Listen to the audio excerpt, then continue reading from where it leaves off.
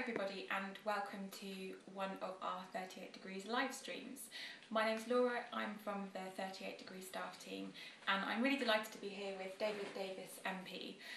David is a former Shadow Home Secretary and in his time he has also been Foreign Office Minister and a Cabinet Office Minister, but he's also been a really committed parliamentary campaigner on issues that lots of 38 Degrees members feel really passionately about, issues around civil liberties, privacy, freedom of speech and freedom of information. So we are here today for a fairly brief, around 30 or 40 minute discussion and Q&A about the government's plans for our personal data and surveillance. It's something that 38 Degrees members have worked a lot with David Davis on before, and today we will have the privilege of getting the inside track. So we'll be talking a bit about what the government plans are and what they will mean for us in our ordinary lives, and David will be giving us some advice about what 38 Degrees members can do to help stop them. So should we kick off with an answer from you, David, about roughly what the government is planning? Well, firstly, I'll start by saying it's an incredibly complicated area, right? And I don't want to oversimplify it. I can make it as simple as I can, but I don't want to oversimplify it. So I've given 38 Degrees a whole load of references that people can go and look up, which hopefully will be online, hot links to things. And if people just want a quick summary of it all, they should go to the Lord's hot link, the Lord's report on it. Now, what do we know about what the government's planning? Well, we don't actually know the full details. They have refused to publish their new bill. The history of it's very simple. We have got something like 200 laws that give the government the power to intercept your data, to collect your data, and so on. What this is about is what's called metadata, not intercept. That is where you are, who you're calling, what number you're calling, who you're speaking to, all that sort of stuff, how long you call, what time. It sounds very mundane. The Home Secretary referred to it as just like your phone bill. It is anything but just like your phone bill. Already, and before we get to the Snoopers Charter plans, they can log where you are. I mean, I'll just show you this as an example for me. This is what can be done under the law as it stands. The phone company, I don't know if you can see that, can track where you are at any point in time, and they do. And this is one day out of my life when I was at a party conference, and it shows all the places I went to, where I stopped, and so on. And if you're the government and you've got that data and you've got the other data that applies there, you can see who I was meeting. So that's already there. And what the government wants to do is to extend that ability to get to your metadata to your web accesses, weblogs, webmail, social media, voice over internet, gaming, all the other activities you do online or do via the communication. So that's the basic aim. People say, what does it matter? You know, it's not content. Well, actually, you know, if you call up Alcoholics Anonymous, or a domestic violence helpline, or an AIDS helpline, or a pregnancy helpline, it's telling somebody what you're calling about, you know. And it's even more true. Well, that's now. That's today. That's already possible. It's even more true if you then extend this to web accesses. Well, you know, the website you're going to pretty much is the content. So there's a whole series of areas where the government wants to extend its power. It's got reasons for it, but it's overreaching enormously. When in 2012 they put the first Snoopers Charter, which we saw off, remember, I mean 38 Degrees and the rest of us really sort of saw it off. One of the reasons we could see it off was because it was reviewed by a committee of the Commons and the Lords, with very powerful people on it. It's chaired by Lord Blencathra, who's an ex-Home Office Minister himself. It had the ex-Cabinet Secretary on, it had the ex-Labour Chief Whip, you know, big powerful people. And they ended up saying, one, to the security services, principally in Home Office, you have a major case. You know, there isn't really, the argument for requiring this has not been made. Secondly, it's very expensive. Thirdly, the powers you're asking for are completely open-ended and are ridiculous. And so go away and rewrite it. Now, they've gone away to rewrite it. They tell us they have rewritten it, but they won't publish it yet. But broadly speaking, what they're looking to do is to extend the sort of coverage they have already to all of the, basically all web access, all web activity, and that's for most modern people, most people below the age of 40, that's a very significant part of their life. You know, the elderly brigade like me, we don't perhaps spend our lives online, but an awful lot of people's lives are online these days. That's completely true. So this is the point where I'm going to get my trusty computer out, because loads and loads of 38 Degrees members are asking questions for David on the live stream and on our Facebook page. So I'm going to be scrolling through my screen here to identify some questions to put to you. Sure. And there are a few members asking, aren't there some legitimate security concerns? They're thinking of, you know, is there a terrorist risk to Britain today that we could avert with this new information? Is it worth it? Is it not? What's your take on that? Generally speaking, I mean, look, I used to be on a death list for 8 years. You know, I'm quite conscious of terrorist concerns. You know, and as a minister, I handled a lot. Took through the Secret Intelligence Service bill and so on. So one of which authorises some of this stuff. So I'm very cognizant of it. And yes, for counter-terrorist activity, for kidnaps. Now, one of the ways you catch kidnappers is you just look at where the phones are. And if I've been kidnapped, they look at where my phone is, and if you kidnap me, they look at where your phone is, and they've got evidence straight away that, you know, of who's kidnapped me. So, of course, they're very, very important, useful purposes for collecting some of this data. Not all of it, but some of it. And this is true not just in Britain, it's true in every modern country. But every other modern country doesn't do it the way we do it. You see, we collect vast amounts of data. We then allow the agencies, the police, the intelligence agencies, even your local authorities to some extent, to look at it, not on the say-so of a judge, say, but on the say-so of somebody else in the same organisation, somebody who's got the right to approve it. And the approval rates go from, put it the other way around, the rejection rates, the numbers of times they get turned down, go from 25% in some cases to nearly nothing in others. So clearly it's a very, very variable system. But I don't want my information, or your information, or anybody's information sort of just looked at on the say-so of somebody else in the same organisation. So yes, the information is valuable, some of it, but it should be targeted. If you target what you're looking at, you're much more likely to catch the terrorist, much more likely to catch the paedophile, much more likely to stop the kidnap, much more likely to find the lost person. If you're very targeted about it than if you're not. 9/11, 7/7, Lee Rigby, Charlie Hebdo, a large number of these terrorist events, information was there in advance. But there was so much information they couldn't actually find the needle in the haystack. And so actually increasing the size of the haystack doesn't help necessarily. It's about focus, it's about having a better magnet, if you like, to find the needle. And our argument, people like me argue, look, of course you've got to have some of this information, but get a judge to approve it first off. And secondly, make sure you use the information properly. Focus and get the really good high quality information, rather than billions of bits of data on everything. The NSA has said, in terms of it has a program that basically monitors every single telephone in the world, or tries to, not entirely successful.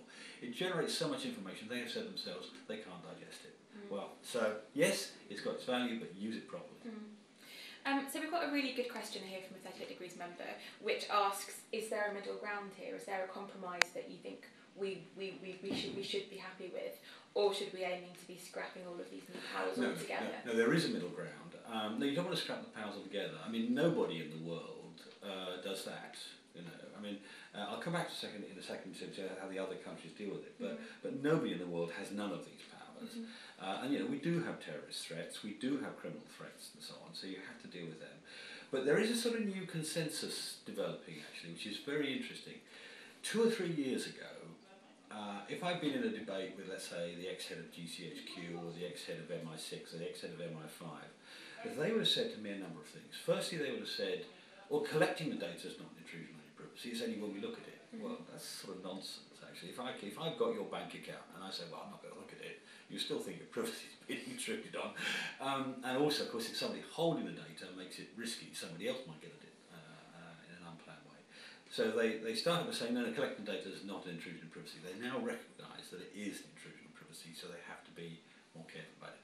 But secondly, and far more importantly, there's growing a belief that actually judicial approval by a judge, or approval by somebody overseen by a judge, is much better than having a policeman in the office next door, an intelligence agent in the office next door, or even the Home Secretary approving these warrants and approving this access.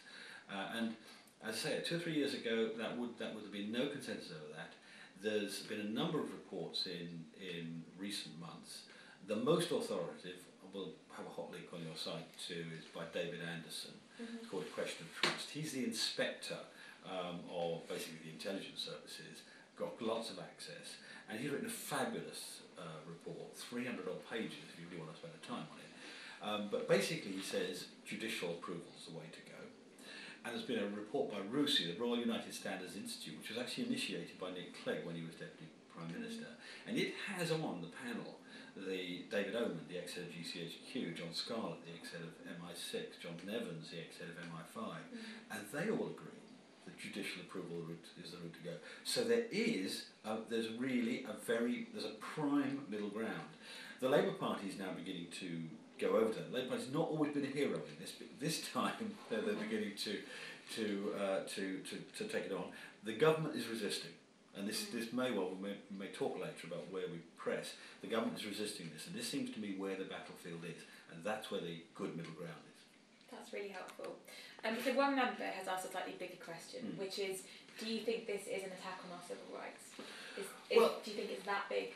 Yeah, well, yes, it is. Of course, it is. Look.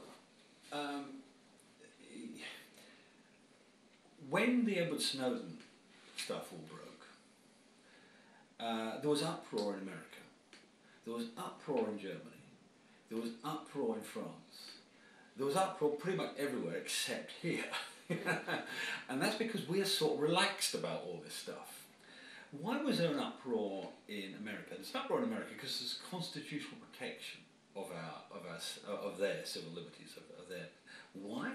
Because when they broke away from Britain, when they had their War of Independence, it wasn't just about tax on tea, it was about something called a general warrant.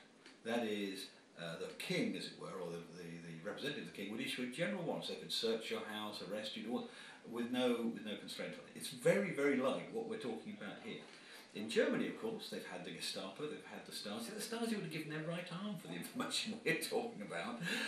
And so they're very sensitive about it. You know, other countries have got constitutional courts. We have sort of bumbled along because basically we haven't had a dictatorial problem. We haven't had a problem with heavy-handed governments and so on. But we shouldn't be careless about it. My generation really had a lucky time in a sense, because to intervene and to intercept and to snoop on me would be quite a big effort 25, 30 years ago, you know, with telephone like landlines rather than mobile phones, no internet and so on. To your generation, you live online to a very large extent, huge amounts of your life are online, and what you don't want to do is give over to government, or for that matter Google, you know, I mean, these arguments apply equally to the big corporates too. You don't want to give over control of the information about your life. It might turn out some point later, the things you don't want now, you know, maybe just a picture of you a bit drunk at a party, well, forgive me, no, I mean you, but it's somebody, isn't it?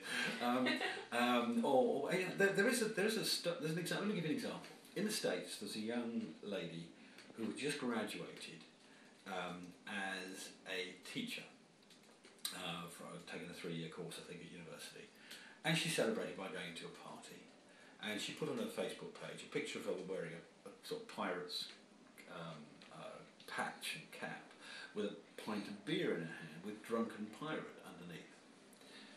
So what you might think? Her school board deregistered her because they thought this was an inappropriate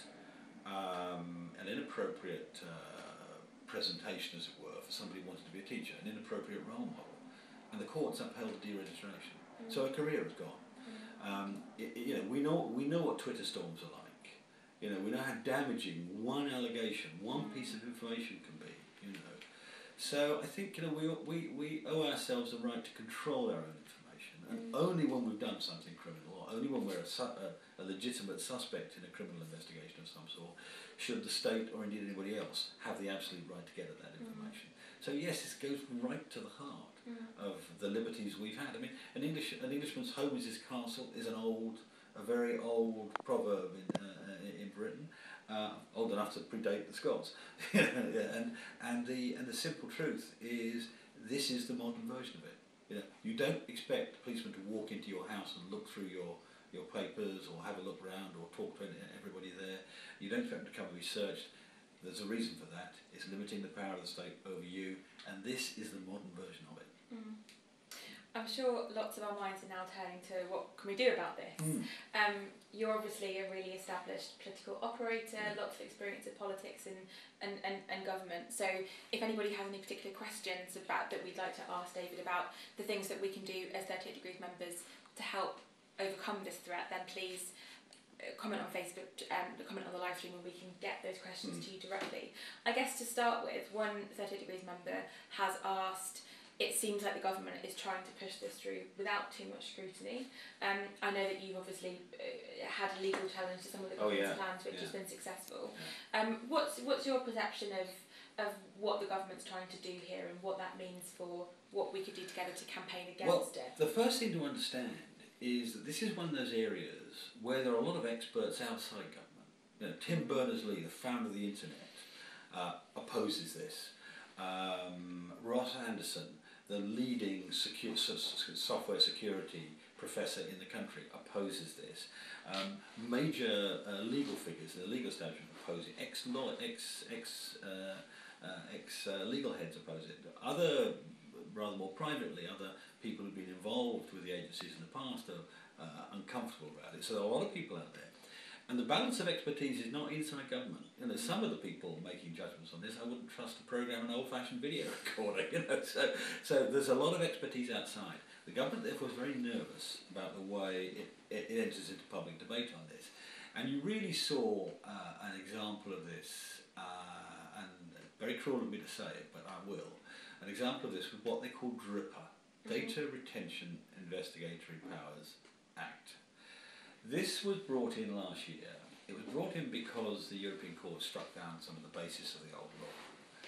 And it was debated in the government for 3 months, inside the walls of government. We didn't know anything about it. It was just being debated between various ministers and so on in government for 3 months. They then came to the House of Commons and said, this is an emergency, we've got to get it through in 1 day. They then didn't finish implementing it, that's putting in the statutory instruments, the regulations that go with it, for another 6 to 9 months.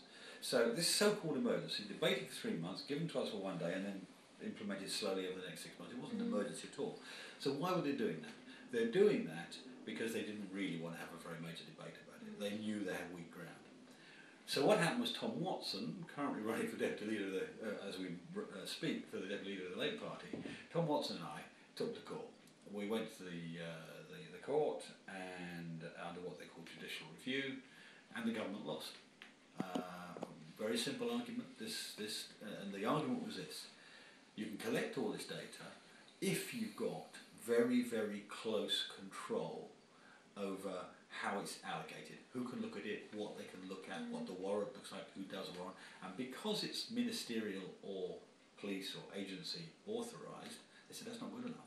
It's got to be judicial. So again, we're coming back to this new consensus. So we've won that. The government's going to appeal it on the 22nd, 23rd of October. I think they'll lose, and we'll be into a public argument of what comes next. So that means we've got the emphasis on our side. We've got the flow of events on our side, and I say this to your members: don't assume that every member of Parliament knows lots more about this than you do. They won't. Many of them will know very little more. They'll know what the House of Commons summary on it, the library summary on it, again, which we'll put online for you, says, but they won't have read the Anderson report, they won't have read the Rusi report. They will have taken, like most ordinary members of the public, the government's word at its word. So if you're well informed on it, there's the balance of argument is not with the government on this. The balance balance of argument is actually against them. Hence the new consensus. Hence the fact that all those ex-spooks are now saying, yeah, that's the way to go. That's really good to hear. I think it can often be for a lot of us, me included, that when I write to my MP, I want to really sit down and think about it and get it right. But it sounds like what you're saying is that that's not particularly hard to do because lots of MPs won't be experts on this, won't know any more than us. You've heard me before say don't write the standardised email, you know, because nothing drives MPs madder than having 100 emails all saying exactly the same thing, you know. But engage with them. You know, this is an area of interest to everybody. It's particularly interesting to the younger generation who are more online anyway. But it is something which, if you, for a colleague of mine was on Any Questions, Not Questions, on the radio one, shortly after all the Edward Snowden revelations, and after I'd had a battle over this before, and a lot of ministers saying, oh, well, the public don't care about this. And so I said, see if you can get Dimbleby to ask his audience. Nearly everybody, when he said, is this important, nearly everybody put their hands up. You know, it may not be number one in the batting order, but it's probably number 4 or 5. So if you can persuade your MP that this matters to you, that you've actually taken the time to understand it, and you probably understand it better than he does, that's pretty persuasive. Are there any other bits of advice that you give 38 Degrees members who really want to get their MPs on side? Well, should they set up a meeting? Should they? What points do you think they should attempt to make to their MP? What would you find convincing if you were an MP who didn't know about First thing, let me make a plea for MPs for a start. I mean, before we start, I'll do that, but before we start, and that is that they're tight on time, always. Okay, so whatever you do, at least respect the fact that they've got, roughly speaking, 75,000, 80,000 people to look after, and all have got different claims. So bear that in mind when you're doing it. So you know, if there's a dozen of you in the area and you want to talk to an MP, get together and go and see them. Yeah? That's a great idea. Just a simple thing, because it also makes it a bit less intimidating. I know some people do find it nerve-wracking going to see MPs, so it makes it a bit less intimidating. There's a few of you. Secondly, get your points well organised before you go and see them. When I used to go on the Today programme a lot, particularly when I was a minister, I had a very complicated issue to play. I'd get myself a postcard, and I'd write out the 3 main points I wanted to make, and then I'd write out the 6 counter-arguments, or rather my answers to 6 counter-arguments. And on the other side of the postcard, I'd write out the 10 sort of big facts, you know. And then I'd put the postcard in my pocket and not look at it, but the very fact of doing it organised my mind. And you know, if you go to an MP with an organised argument, you know, he'll think, oh, that's serious. And bear in mind, if he's going to do anything, he's going to lift a bit of your argument to use later. So the more persuasive it is, the more confident it makes him about. So you could hear your words spoken in Parliament. You could hear your own words spoken in Parliament. I do it all the time. I steal my constituents' words all the time. But just bear that in mind. The more powerful the case, the more like. And bear in mind there's something else about this, on a much more aggregate level. Again, just in terms of confidence of 38 Degree members. We are now in a position where there's a 12 majority in the House of Commons. This week the government was defeated on Europe, as it turns out, but that won't be where the government's in difficulties, because mostly Europe will be not so controversial. The areas where the government will have to pay attention to the House of Commons are those areas where there is a common agreement between the Labour Party, the Liberal Party, the SNP, basically the opposition parties, and a significant number of Conservatives. Because that's it, the government's lost its majority. All right? And this is one of those areas. Civil liberties, justice, human rights is an area where the government has got to tread very carefully.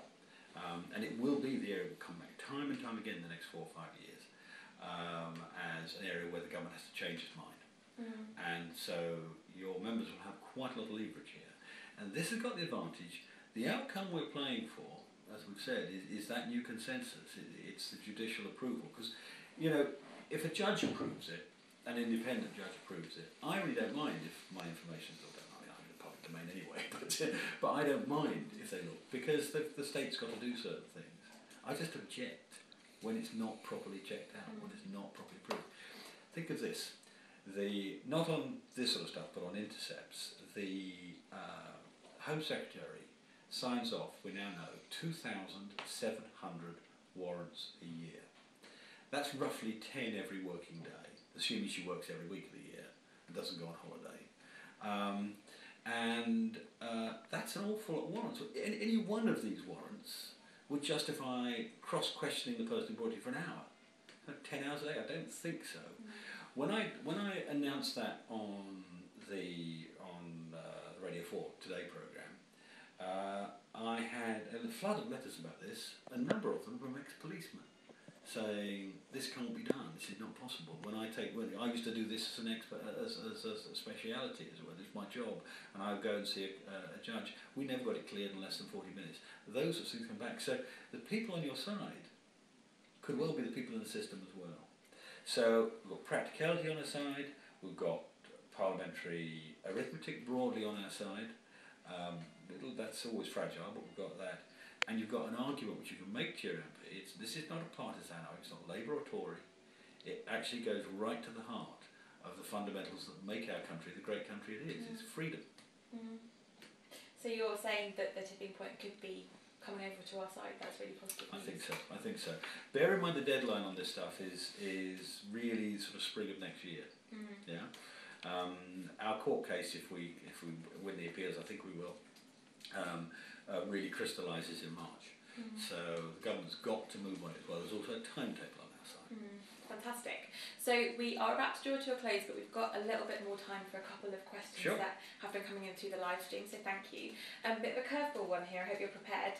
There's a question from Angela on Facebook, and she's asked, what's the cost of the IT required to implement this? I think she's thinking of some of those particularly big, problematic IT projects that seem to have kind of spiralled out of control. Could this be one of them?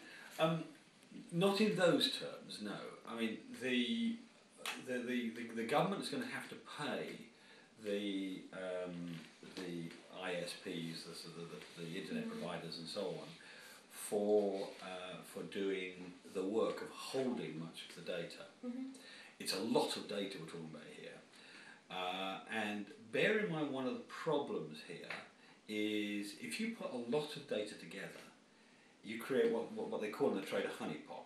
You know? So you've all seen, Sony's been hacked into, and Pentagon's been hacked into, and Microsoft's been hacked into. Pretty much there's barely a database in the world that hasn't been hacked into, even the very secure ones. So they've got to make this incredibly secure. They've probably got to air gap the system. So it will be expensive, and almost certainly more expensive than the government says, but it won't be a runaway one, but it will be expensive. There is one other bit which is not measured in the costs, actually, but it could be a cost to the country. And that is, the people who are most worried about this are actually the companies themselves. Not just because it'll cost money, because it will, but because it could hit their own reputation. If you are suddenly seen as a sort of state's data gatherer, it becomes a problem. Apple, will just launch their whole new range of iPhones yesterday.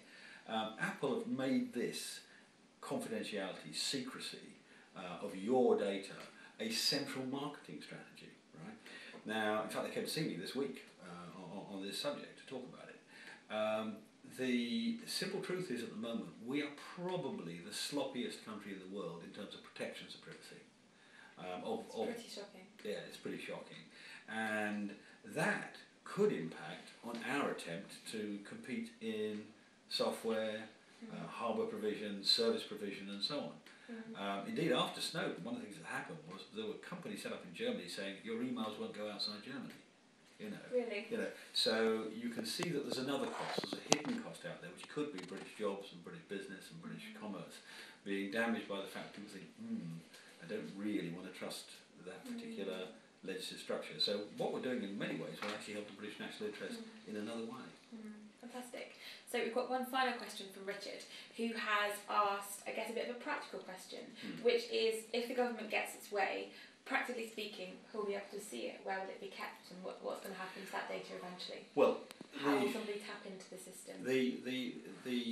As it stands, if the government gets its way and doesn't give in on the judicial review, view, then basically it's accessible. They have conceded some things. They have conceded all this nonsense about local authorities being able to get it. Remember, it used to be they were checking up on people, which school your kids went to, whether you were in the right catchment area, whether you'd actually properly sorted your rubbish, all that, which is ridiculous, and intrude on people's privacy for that.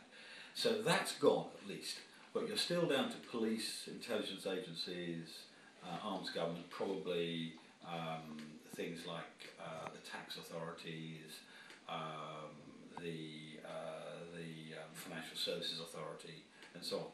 Mostly with good reason. I mean, in a sense, that they have a reason to want to see some of the information. But at the moment, to give you an idea, under the RIPA arrangements, the Regulatory Investigative Powers Act, the thing that gave the map and things like that, they have 550,000 inquiries a year that they approve. 550,000 is enormous numbers, vastly too many. And if we have the new system, it'd be bigger than that, probably over 1 million, I should think. So a very, very large number of public authorities, not private people, looking at you. But the other thing you've got to think about is all that data is going to be sitting there, and you're going to have hackers, you're going to have Russian hackers and Chinese hackers and God knows what else, and people just want to embarrass people, you know, as we've seen with Sony and others, or maybe the North Koreans, who knows. And if the data sits there, eventually it'll get broken into. And so you've got to think about that too. But generally speaking, I don't really have a problem with the government agencies that have the right to sue. I just have a problem with the extent to which they'll do it, the number of people that they'll look at. Well, it sounds like pretty scary stuff, but I have to say I feel a bit more confident now about our ability to knock these plans over together. So we're drawing to the end of our live stream now.